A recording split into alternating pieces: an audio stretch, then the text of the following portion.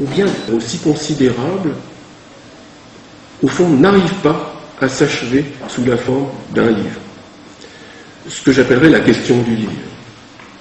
Question qui a commencé bien avant ces trois-là.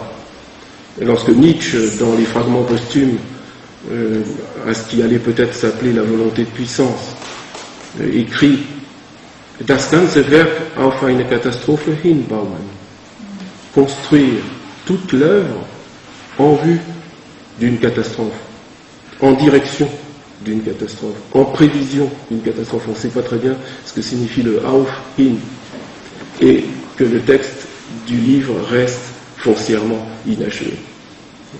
Donc c'est une affaire ancienne, et après tout on pourrait se demander si Platon a écrit son livre. Il nous dit dans la lettre 7, « Moi vivant, rien de ma pensée ne sera écrit dans la forme d'un livre. Seulement les dialogues. Pas de livre. » Et dans ces fameux dialogues, dans l'un d'entre eux, Platon ironiquement met la marque de son absence dans le Phédon.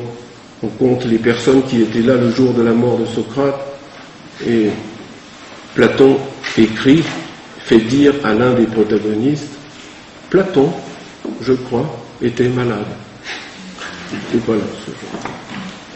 Il n'y a pas de livre de Platon. Il n'y a pas non plus de livre d'Aristote, on a un sens, il n'y a que ses notes de cours.